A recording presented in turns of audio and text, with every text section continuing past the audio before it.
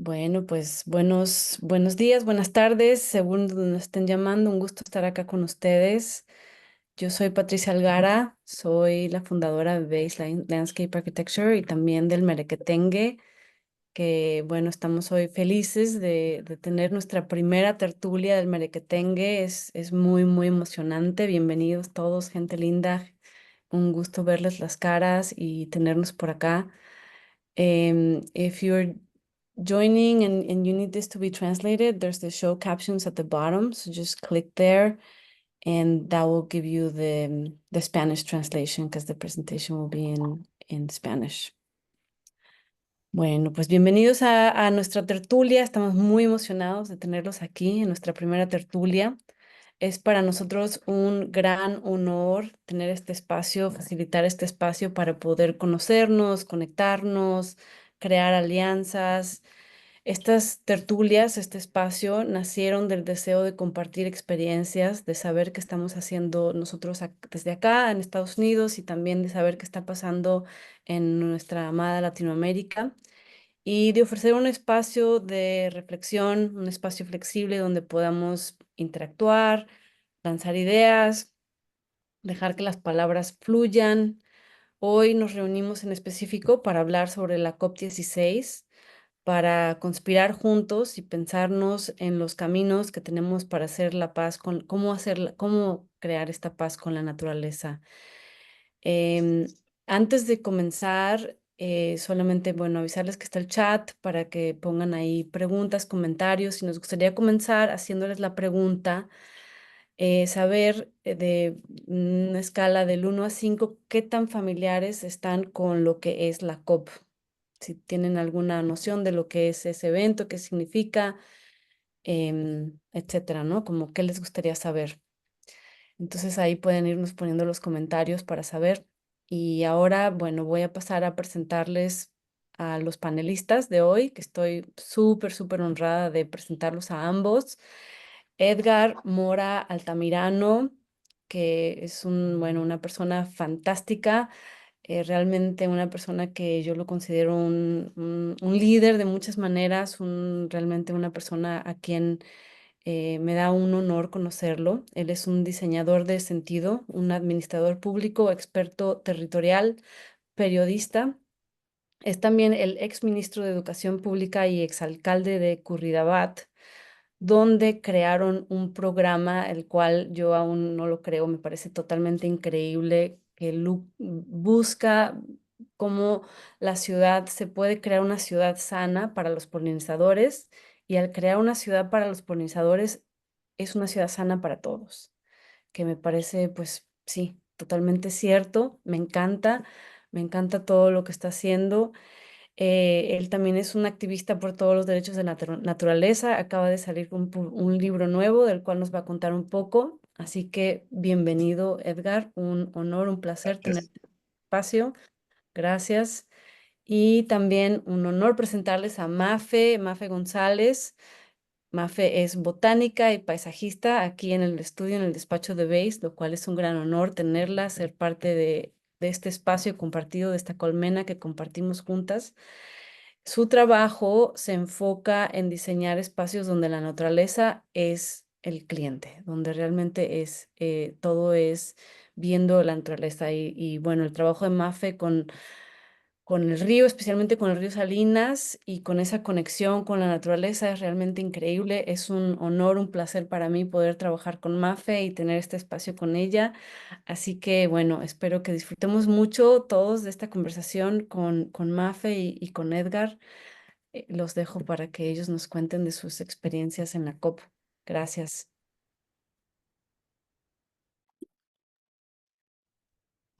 Gracias, Patricia, por la introducción y muchas gracias a todos ustedes por estar aquí hoy. Yo voy a compartir mi pantalla con unas diapositivas que tenemos para compartirles hoy y luego ya después abrimos el espacio a preguntas y discusiones.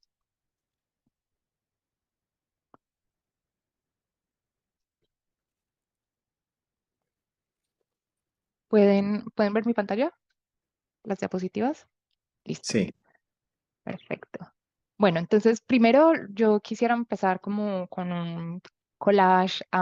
Bueno, creo que no sé, creo que Patricia lo mencionó, Edgar y yo ambos tuvimos la oportunidad de participar en la COP16, que fue en Cali, Colombia, en octubre, noviembre de este año.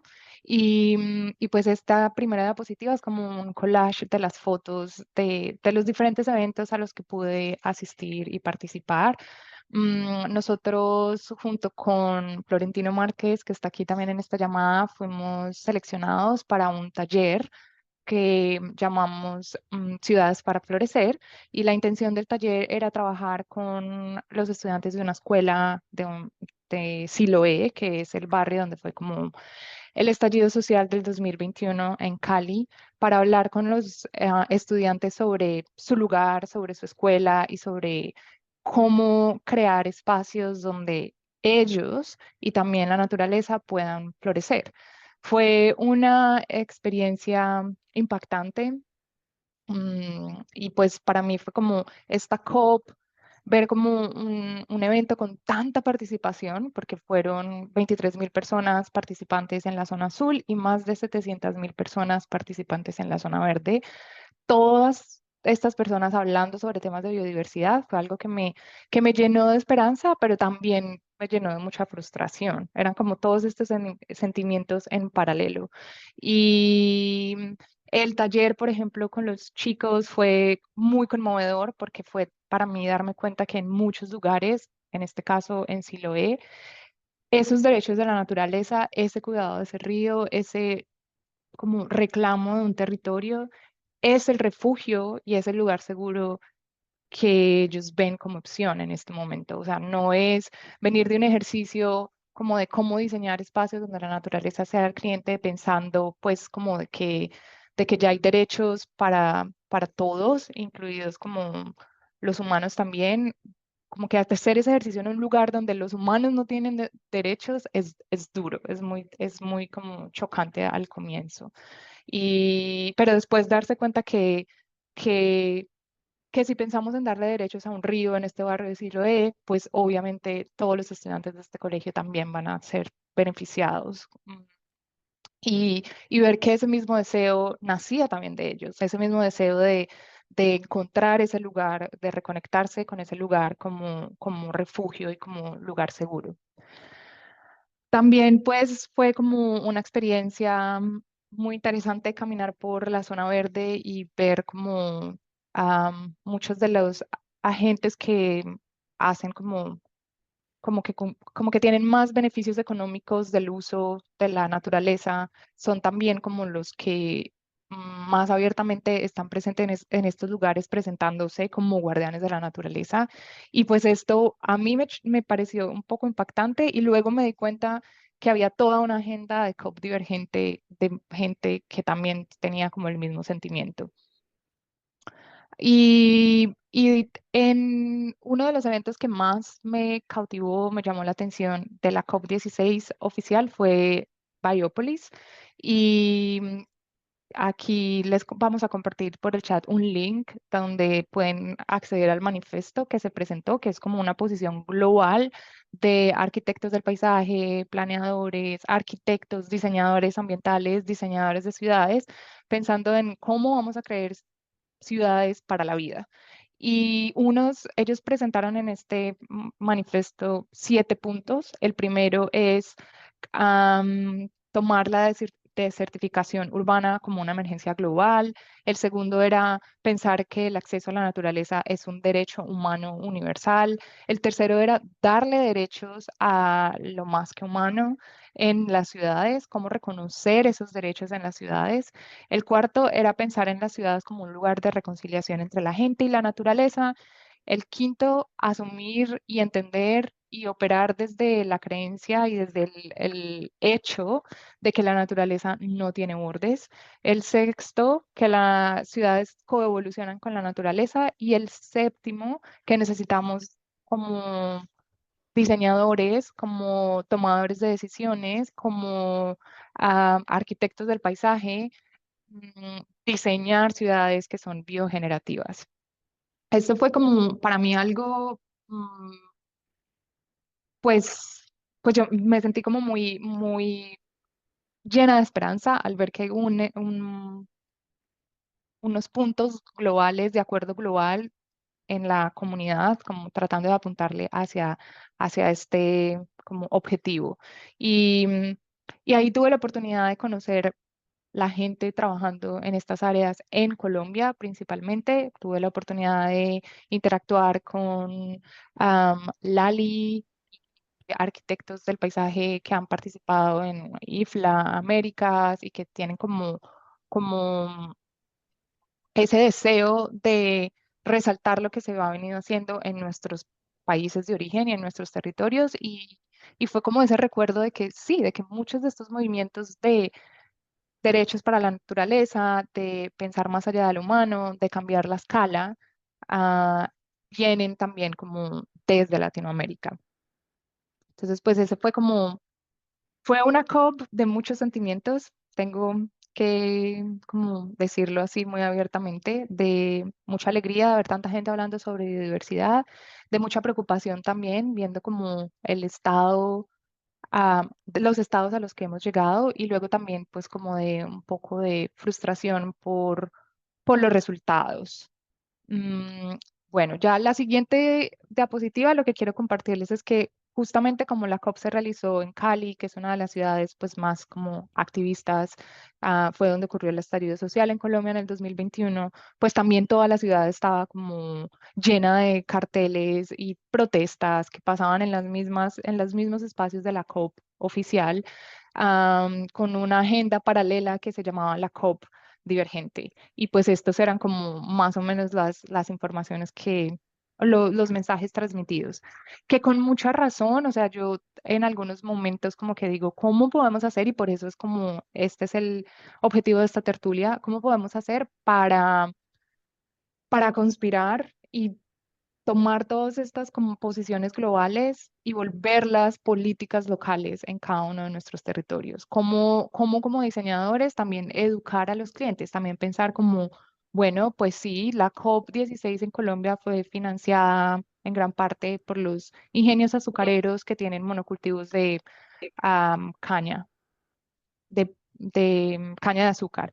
Pero como diseñadores ambientales, como arquitectos del paisaje, como planeadores urbanos, como tomadores de decisiones, podríamos también pensar en cómo podría, en lugar de ser un monocultivo, un paisaje biodiverso cultural, cómo podemos de verdad empezar como a transformar esos espacios. ¿Cuáles podrían ser como esa mezcla de elementos que pueda darle empoderamiento a las comunidades locales, que también tenga corredores biodiversos y que también tenga pues como el lado productivo?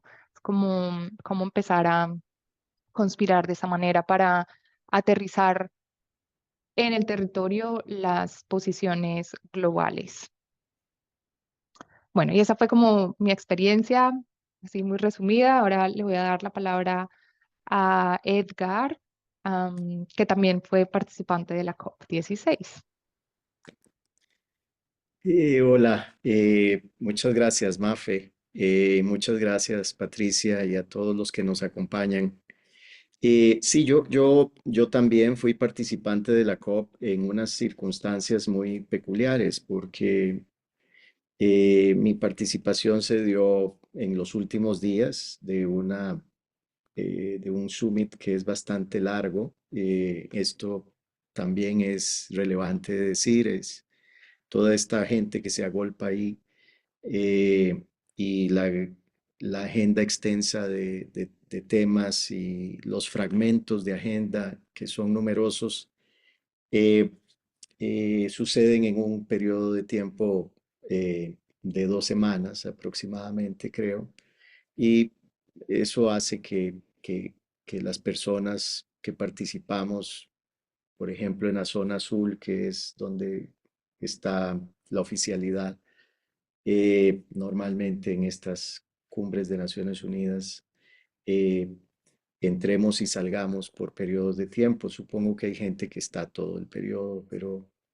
a mí me tocó participar en un evento muy específico y dentro de una delegación que no era la de mi país, sino que era la de un país que, que me pidió asistir, que es Francia, como experto para apoyarles en una propuesta que están lanzando desde distintas instancias, pero posiblemente liderado por la Agencia de Desarrollo Francesa, que es un banco público, nacional, que hace parte de la red de bancos públicos nacionales y multilaterales o multinacionales. Y esta Agencia de Desarrollo Francesa ha venido explorando a través de su Dirección de Prospección, Desarrollo y Estrategia la posibilidad de empezar a incluir condiciones más drásticas, si se quiere, en el otorgamiento de créditos. Y cuando hablo de más drásticas, es porque lo que pretenden con el tiempo, si madura esta discusión, es empezar a incorporar dentro de los criterios de otorgamiento de finanzas o los criterios financieros, cumplimientos relacionados con lo que empieza a llamarse desde hace algunos años los derechos de la naturaleza.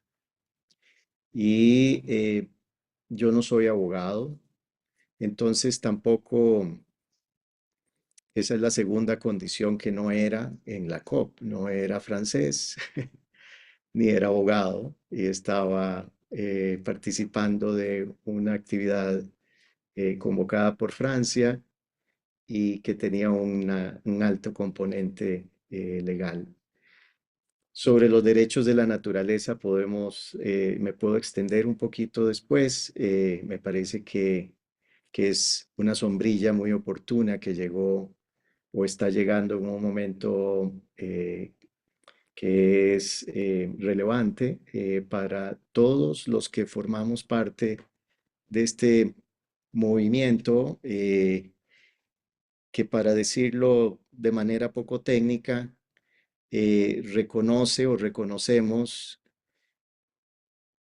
que otros cuerpos vivos tienen nuestra misma condición y merecen de parte nuestra el mismo respeto que merece otro ciudadano humano, o si se quiere el prójimo y el no próximo también. Eh, este movimiento va a derivar posiblemente en un cuerpo de, en un cuerpo de normativa legal que va a terminar reconociendo ya no solo eh, lo que previamente ha reconocido el derecho ambiental, sino que posiblemente tenga la relevancia, o su relevancia tenga que ver con este reconocimiento de que el otro cuerpo de vida es sujeto de derecho. Voy a devolverme a mi experiencia, que no es legal, y después voy a reconectar con lo jurídico.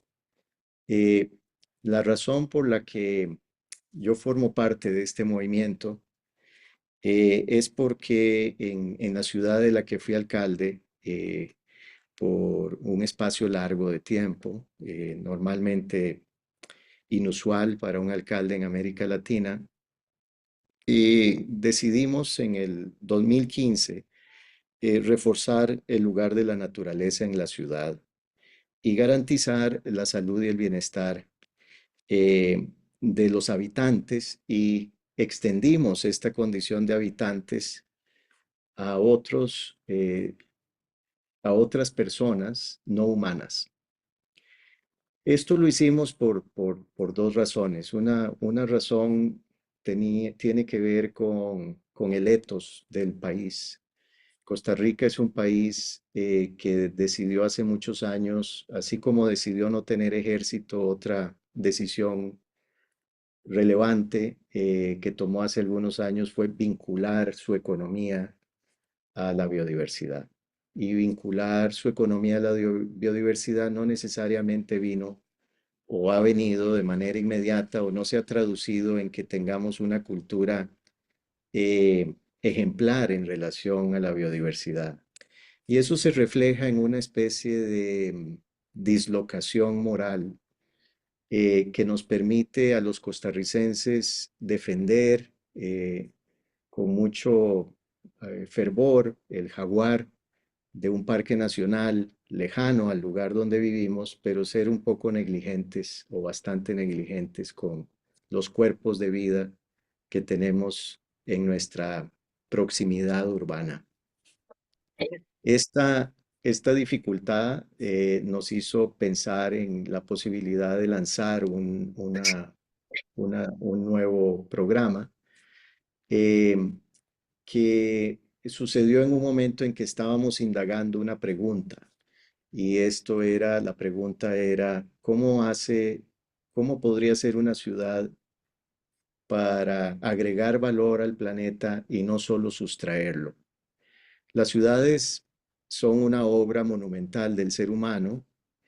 Uno tiende a separarlas entre sí, pero en realidad forman un único sistema, si se le ve desde una perspectiva biológica, porque todo ese conjunto, esa red de ciudades cumple funciones biológicas, tanto si queremos como si no. Y esas funciones biológicas hasta el día de hoy están más bien enfatizando la competencia y la depredación y no necesariamente la colaboración y el mutualismo. Eh, entonces, nosotros indagamos en esa pregunta y la respuesta que fuimos dando no provenía de nuestro propio sistema. Nos dimos cuenta que frente a una pregunta tan grande como esa, es decir, cómo transformar ciudades de tal forma que agreguen valor al planeta y no lo retiren, no teníamos las respuestas en nuestro sistema, pero que a la vez, en el mismo momento en que estábamos operando nuestro sistema y en el mismo lugar, están otros sistemas funcionando. Y en esos otros sistemas hay información que estamos despreciando como válida. Nosotros decidimos entonces conspirar, eh, crear condiciones para establecer paz con la naturaleza. Y la paz con la naturaleza, como cualquier otra paz, que es una palabra enorme, además es una demanda siempre urgente, la paz empieza teniendo en cuenta, siempre empieza teniendo en cuenta. Entonces establecimos un criterio de pacificación con esos otros sistemas y especialmente del sistema de polinización que estaba operando a la misma vez rutinariamente, cotidianamente, que el nuestro, eh, venía mucha información y venía información que contradecía nuestra forma de hacer las cosas. Lo que quiero decir es que mientras nuestro sistema degrada este otro sistema que funciona sobre la ciudad o en la ciudad, perdón, y en el mismo momento está siempre agregando valor. Entonces lo que hicimos fue reconocer el valor de este sistema a través del otorgamiento de la ciudadanía a los polinizadores. Primero consideramos que eran agentes de prosperidad y después ampliamos el criterio de ciudadanía, considerando que la ciudadanía no es solo una condición, que la ciudadanía es fundamentalmente una actividad.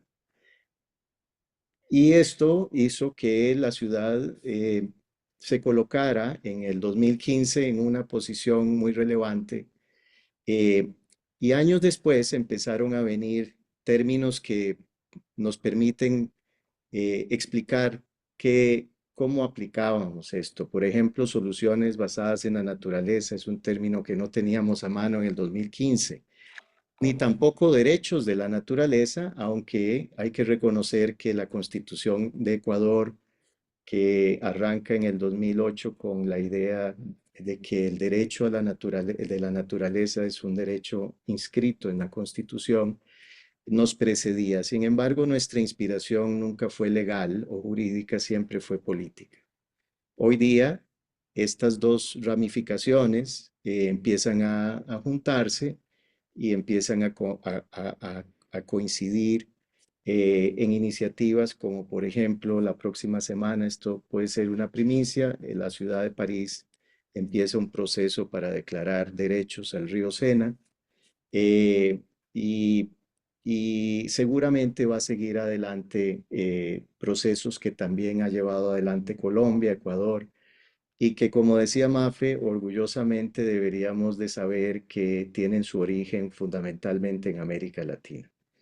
Eh, Voy a parar acá y Mafe, tal vez podríamos, o voy a volver a vos para que vos sigas orientando la conversación. Gracias, Edgar. Es verdaderamente increíble poder como pensar en estos marcos globales y poder tener así como a la mano una experiencia de algo que es un hecho, que no es una idea, porque lo que pasa con las COPs es que todavía tenemos como todo ese trabajo por hacer de traducir esos marcos globales a una práctica.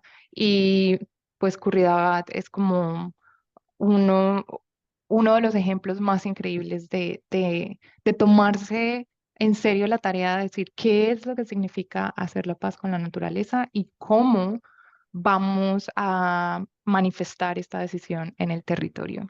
Así que muchas gracias por compartir la experiencia de Curridabat. Ahora lo que queremos acá como hacer es simplemente como hacer un cierre con unos pocos puntos y luego ya pues abrimos la discusión al resto, a todos los participantes, al resto de la comunidad acá presente. Pues entre los principales como elementos para destacar yo creo que Edgar lo mencionó perfectamente, para hacer la paz con la naturaleza el primer paso es tener en cuenta y para poder tener en cuenta necesitamos relacionarnos de una manera diferente. Así que sí necesitamos definitivamente un cambio de mentalidad donde la naturaleza no es un objeto, sino que es pues, un pariente, ¿no? Así como alguien a quien tenemos en cuenta, a quien escuchamos y a quien también tratamos de como, llenar las necesidades o también ser como ese mutualismo, mejor dicho.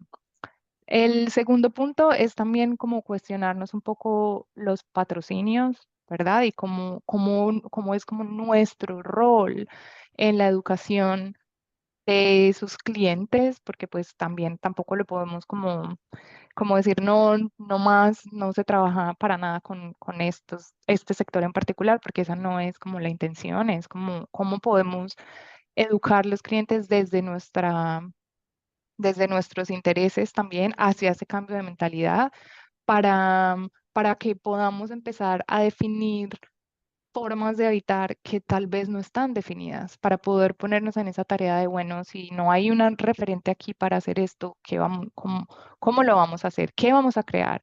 Si no tenemos un lenguaje en particular, pues ¿cuál sería ese lenguaje? ¿Cuáles serían esas estrategias?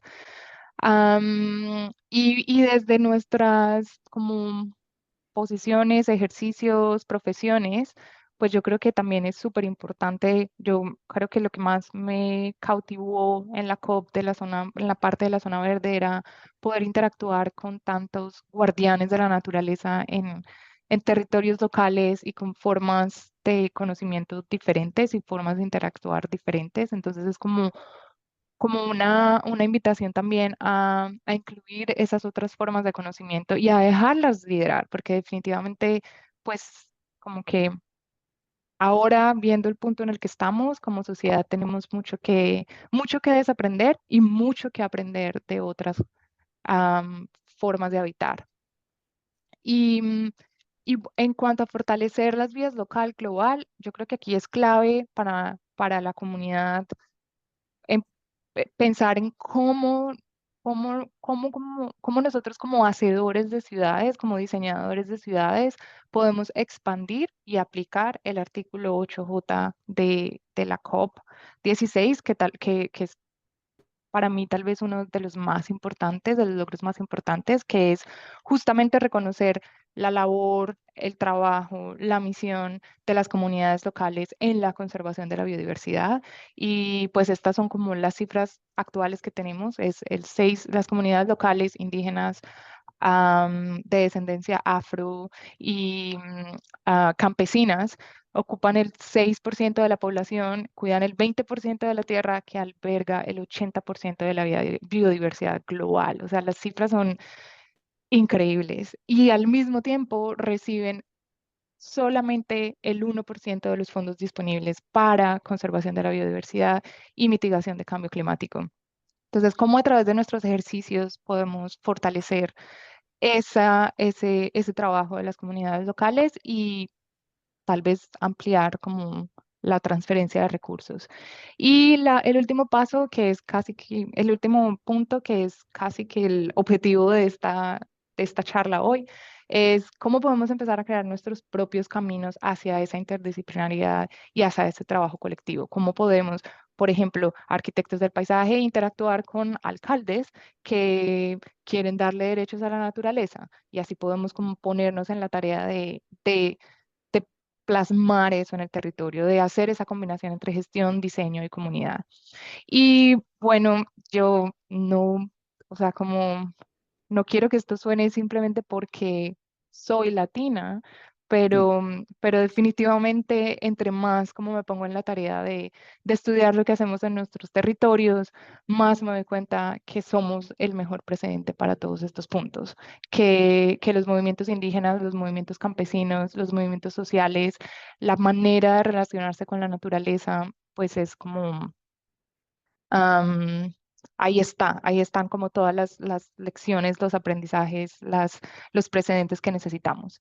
Y así como como tres ejemplos diferentes de este último punto es, tuve la oportunidad de conocer a Gloria Ponte, que es arquitecta del paisaje, participante de IFLA, y ahora ella fue profesora en un programa de arquitectura del paisaje en Medellín y ahora está de vuelta en su ciudad natal, Ibagué, y su concepto principal es que las ciudades tienen que estar diseñadas en base a la estructura ecológica principal de cada lugar.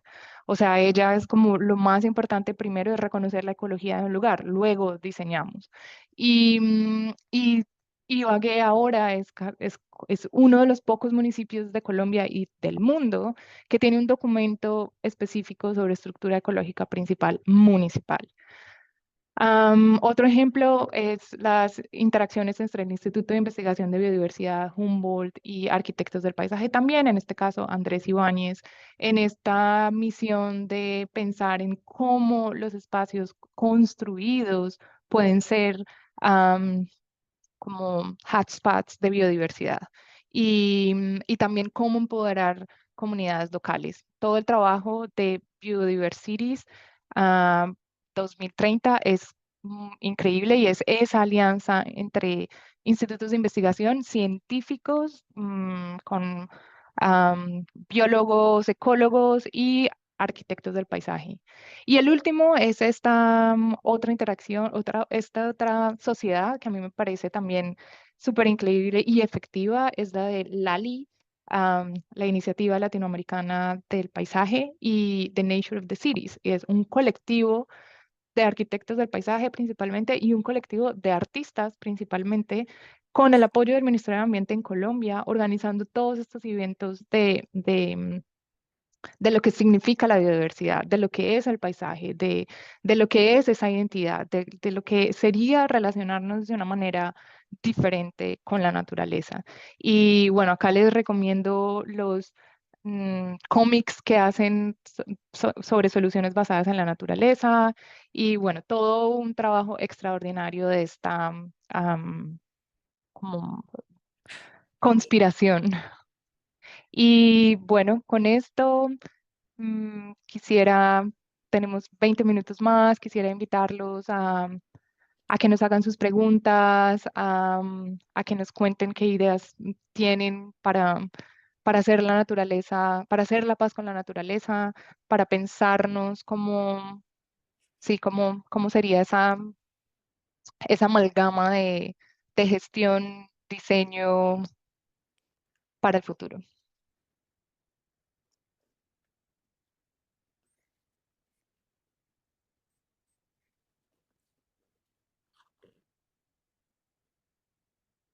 Patricia, ¿tienes una pregunta? Sí, bueno, es una reacción a lo que escuché y más que todo un comentario, pero sí, muchísimas gracias a los dos, muy inspirador. Creo que algo que de verdad me quedó, ¿verdad? En la mente es la importancia de pensar en la naturaleza urbana. Y bueno, yo también soy costarricense, pero creo que aquí en California también eh, hemos tenido mucho éxito con áreas de protección, ¿verdad? Áreas de conservación naturales, pero en donde tenemos que trabajar mejor es en las zonas urbanas y en esa convivencia entre las personas, la vida cotidiana urbana y la naturaleza. Y pensando que hay un valor agregado, ¿verdad? Y yo creo que hay estudios que muestran que estos eco-patches agregados tienen un gran impacto, aunque estén en ciudades o en zonas urbanas. Entonces yo creo que pensando que muchos de nuestros trabajos son en ciudades, eh, eso es muy inspirador y me da mucho optimismo. Eh, entonces nada más quería como ofrecer eso como reacción de que cada parquecito, cada streetscape que hacemos agrega a esa red de naturaleza urbana. Hasta las abejas, creo que hay un estudio que muestra que por la diversidad de flores son más resilientes las abejas urbanas que las no urbanas, por ejemplo. Entonces, creo que eso es algo que nos puede dar no solo optimismo, pero nos puede dar mucha satisfacción en nuestra contribución, ¿verdad? Profesional. Yo, yo quisiera, Patricia, saludos, encantado de verte. Eh, si yo quisiera agregar algo, es curioso, paradójico, que América Latina sea el mejor precedente, como dice Mafe, porque en realidad hemos sido bastante lerdos en cambiar los criterios de diseño urbano.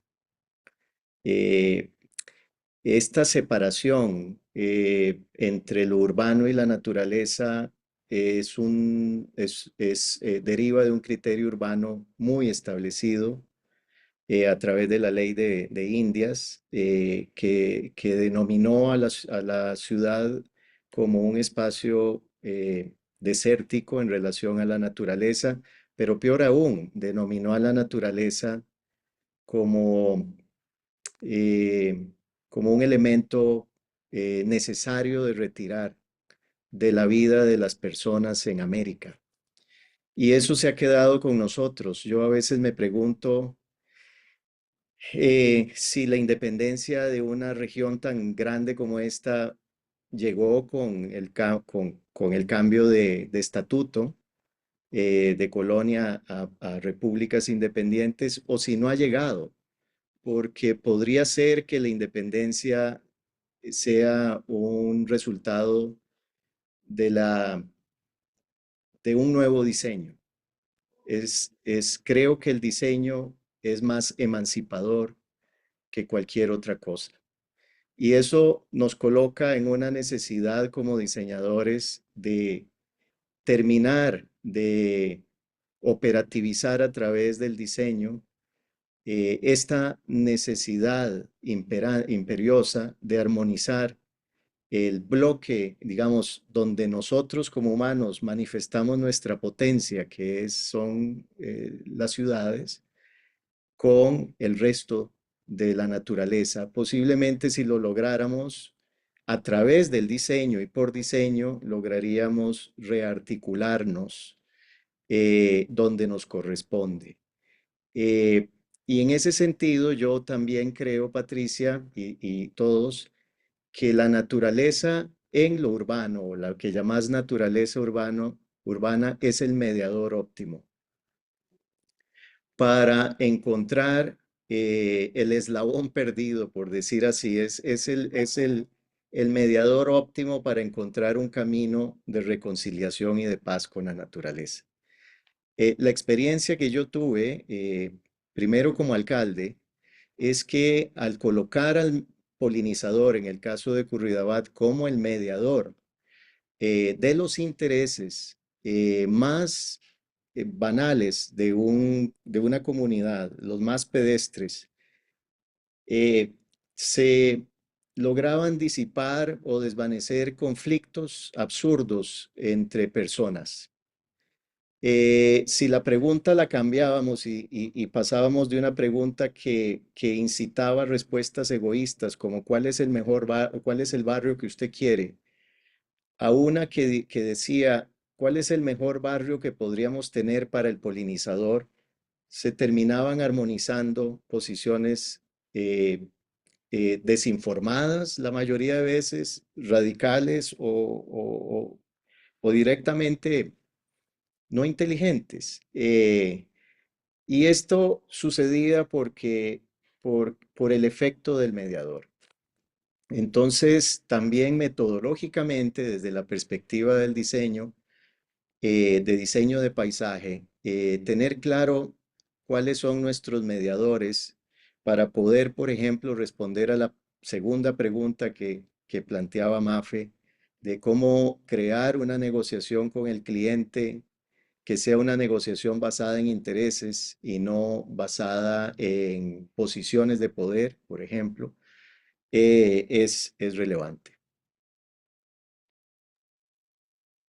Sí, yo también creo que la diversidad urbana, que la naturaleza en las ciudades es ese eslabón perdido. Y también creo que es como una, como una invitación, creo que todas estas conversaciones, creo que este eslogan de la última COP de hacer la paz con la naturaleza es como una invitación para todas las profesiones y yo siento que diseñadores del paisaje, arquitectos del paisaje tienen como un rol fundamental en esta misión como de convertir todas esas ideas en algo práctico y yo creo que es como no perder de vista que cada intervención que hacemos es una oportunidad para, para mejorar la biodiversidad de las ciudades, para aportar, para darle más espacio a otros habitantes de las ciudades. Y, y siento que a veces, como, claro, en el proceso de hacer un diseño, en el trabajo, como que a veces podemos ir como perdiendo esa visión general, pero yo creo que es como lo que más quiero pensar aquí es que cada uno de esos proyectos va sumando hacia una biodiversidad, hacia un pensar en cada uno de esos espacios que estamos creando, exteriores, jardines, parques, guarderías, colegios, bibliotecas, como esa red de hábitat en, en las ciudades. Y cuando eso va sumando, el potencial es altísimo, solo que necesitamos como de verdad ponernos a pensar como, listo, si la ciudad es para la naturaleza también, ¿cómo vamos a ofrecer vivienda? ¿Cómo vamos a ofrecer salud? ¿Cómo vamos a ofrecer las mismas cosas que ofrecemos a la comunidad humana o que intentamos ofrecer a la comunidad humana a la naturaleza también? Florentino, ¿quieres hacer la pregunta? Veo también que tienes una en el chat. Pero estaba primero David, Mafe, si quieres decir Ah, algo. bueno, gracias, David. Hola, buenas tardes. Pues, hola Mafe, ¿cómo van? Florentino, nos volvemos a ver otra vez. Pues tuve la fortuna de verlos en Cali, acompañarlos un poco en la ponencia de la COP y me vine súper entusiasmado a grabar y a rodar nuestro capítulo de Jungla Noticias, pues que fue como un poquito lo que les puse en el chat ahí, el noticiero que sale calientito ahorita. Este capítulo justamente hablando de la paz con la naturaleza. Creo que la estrategia es muy clara, ¿no? Así como para concluir, para mí personalmente fue como súper claro y clave trabajar con los niños ahorita del corregimiento de Genoy, que es un pueblito chiquitito encima del volcán y donde tenemos una biodiversidad pues gigante, pero ellos me dieron a mí las respuestas, o sea, así como súper, súper fácil me decían, David, pues lo importante es que todo este capítulo y todo lo que nosotros estamos diciendo acá respecto a la paz con la naturaleza y como todo lo que yo les llevé de la COP pues ¿por qué no nos hacemos el capítulo y ve y lo pones en Unicentro? Los señores de Unicentro decían ellos, que Unicentro acá, pues obviamente es como uno de los centros comerciales más reconocidos, pues en la ciudad de Pasto como tal. Entonces me acordé mucho de las enseñanzas del legado para la paz que salieron hace un par de años aquí en Colombia y decían eso, ¿no? ¿Cómo hacemos la paz? Y como que conecté las ideas, ¿no? Cómo hacemos la paz no solamente con la naturaleza, sino que ir al contrario, ¿no? Ir al sistema con la gente que está como en contra un poco de esa paz con la naturaleza y la paz en general, como tal, como los que viven justamente o las personas que viven en ese sistema y en el sistema como tal. Yo pues puedo decir que me salí un poco, pero porque estoy viviendo en el campo, afortunadamente, pero digamos que la estrategia es muy clara. Si nosotros hacemos ese trabajo colectivo con los niños, y son los niños los que dan el mensaje, créanme que me llegaron los padres de familia a la casa, David, ¿usted qué le dijo a los niños? Porque nos están diciendo que no vamos a echar pólvora este año, se ponen a llorar porque compramos pólvora, se ponen a llorar porque estamos botando la basura donde no es, o sea, es un nivel de conciencia increíble que yo digo, bueno, desde lo chiquito, chiquito, porque yo sé que la acción que estamos haciendo con Portal y con los capítulos puede ser muy pequeña, podemos llegar a impactar bastante bien con este tipo de estrategias. Entonces, yo le metería todo a los colegios. Creo que el proyecto que tienen en Estados Unidos, que me comentaba Mafe con los parques, es increíble. Entonces, es desde ahí, de cómo concientizar a través de los niños a los papás. Es una reeducación como a la inversa, que habría que explorar la parte teórica, como en ese lado, pero desafortunadamente yo creo que las alianzas público-privadas respecto a la paz con la naturaleza después de la COP, pues como por aquí lo escribió Florentino, sí es un poco cosmética porque pues no se ha vuelto a decir nada, no se han abierto como las mesas de políticas públicas, ni siquiera en Colombia, para la participación, entonces uno que ya debería estar, ¿no? O sea, eso ya debería estarse proponiendo, eso se debería estar haciendo. Entonces, para mí es seguir como como en este orden de las cosas, de lo que estamos haciendo, pero sí hacer una incidencia como más en política pública. No sé desde qué orden podamos hacerlo, pero esa sería como la estrategia. Yo quería, ahí, si me permiten, después de David, pues hacer una reflexión y después caer sobre la pregunta del chat.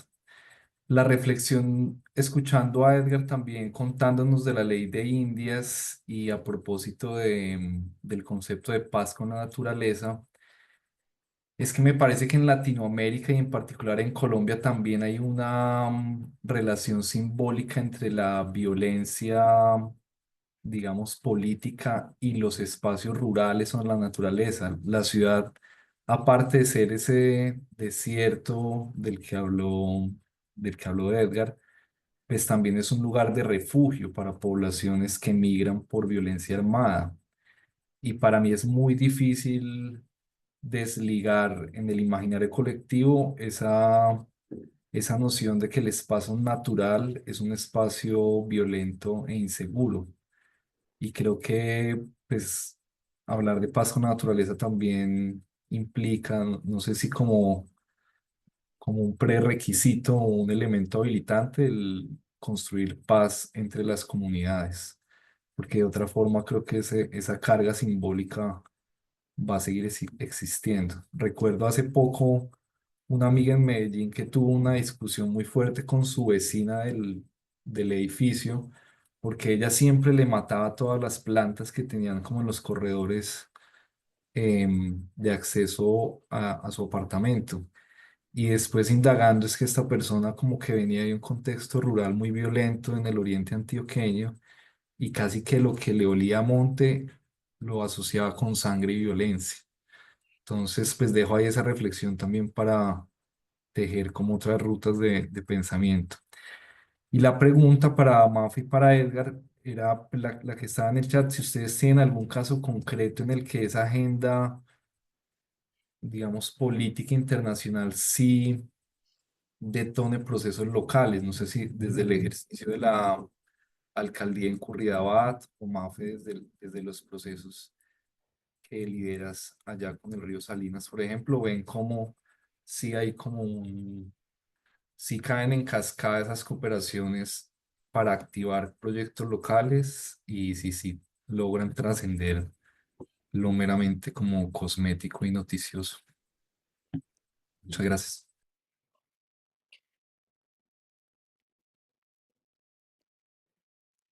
Eh, ya que guardaste silencio, Mafe, yo voy a saltar. Yo quiero pensar en esto. Yo no conozco a profundidad la naturaleza de las COPs, eh, pero, eh, pero sí me parece trascendental eh, que haya espacios masivos que producen masa crítica, tanto si lo comprendo como si no. Y yo no me atrevería a calificar ninguna conversación de cosmética. En mi experiencia, la estrategia es la conversación. Tanto si la reconoce uno como estrategia como si no, no hay conversación inocua. Y eso lo sabemos por nuestra vida más sencilla, más simple, la vida doméstica, la vida de nuestra experiencia de niños, de adolescentes. Nunca nos acordamos necesariamente del contenido de las conversaciones, no tenemos por qué, pero no ha habido ni una sola conversación en la vida de uno que haya sido inocua. Entonces, que se sostenga en el esquema de multilateralismo, que es la versión que tenemos de pluralidad, una conversación que produce una masa crítica y que se escuchan polifonías, me parece que es algo que independientemente de si yo comprendo o no cuáles resultados tiene, yo sí me atrevo a defender que vale la pena tenerlas. Yo quisiera agregar ahí que mi experiencia con las COPs es que yo lo que hago es que siempre como que después de que pasa una COP, leo los acuerdos, leo cuáles fueron como las definiciones y trato de usar eso como guía de trabajo que hago. Como, porque igual siento que son conversaciones muy globales, son conversaciones a una escala muy amplia, que necesitan especificidades de cada contexto, de cada territorio. Yo nunca he estado en una oportunidad de como recibir directamente de la financiación para comunidades locales. No sé ni siquiera bien cómo funciona como el proceso de asignar como esos recursos. Am, Sé definitivamente que es uno de los puntos como más reto y más crítica en las COPs, porque siempre es como, bueno, para poder cumplir todas estas agendas necesitamos financiamiento y de dónde va a salir todo ese financiamiento, pero igual también le veo mucho como valor a que haya esa discusión en particular. Esta COP, nada más por el comienzo, nada más por el eslogan, nada más por ponernos a pensar en cómo hacer la paz con la naturaleza, que creo que es lo que necesitamos, es como le da justo al centro de la crisis, ¿no? Es como cómo dejamos de vernos como por fuera de un sistema, sino vernos, cómo empezamos a vernos como parte de un sistema y cómo eso puede marcar las decisiones que tomamos cuando estamos trabajando, sea desde la política, sea desde el derecho, sea desde el diseño, sea desde la educación. Y creo que eso es lo que, como, de esa manera es que yo trato como de incorporar lo global a lo local. Mi experiencia fue ir en la dirección contraria. Cómo, eh, cómo incluir en la agenda global algo que sucedió localmente. Y me parece que no soy yo el único que intentó en esta COP y seguro en otras hacer eso. Y, y eso siempre tiene buenos resultados. A mí me preguntan con mucha frecuencia y hasta ahora he logrado ir articulando una respuesta a esta pregunta tan impertinente que suele ser, eso que ustedes hicieron es escalable.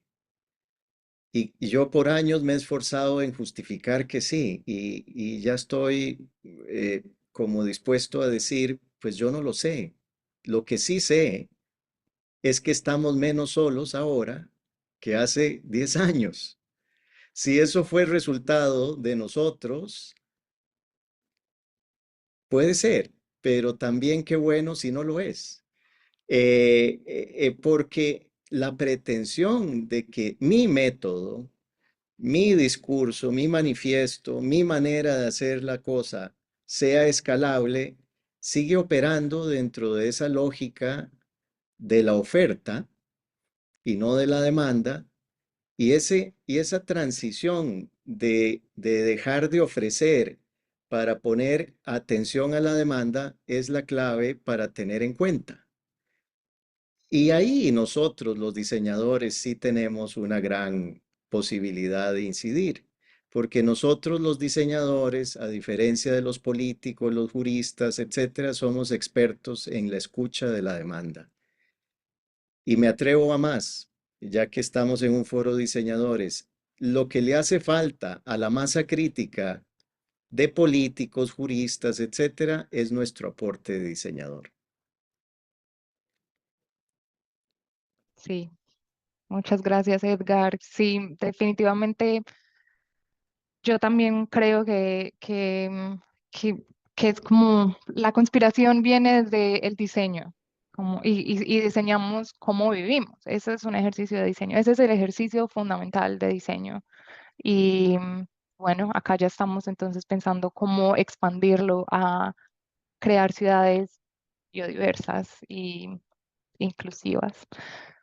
Bueno, estamos un poquito sobre el tiempo. Muchísimas gracias a todos por haber venido. Muchísimas gracias por el interés. Muchísimas gracias por todas las preguntas, venir a la primera tertulia. Y bueno, si alguno tiene algún tema que quiera explorar, escríbanos por el Instagram o si se animan a dar una tertulia de cualquier tema, para eso son estos espacios.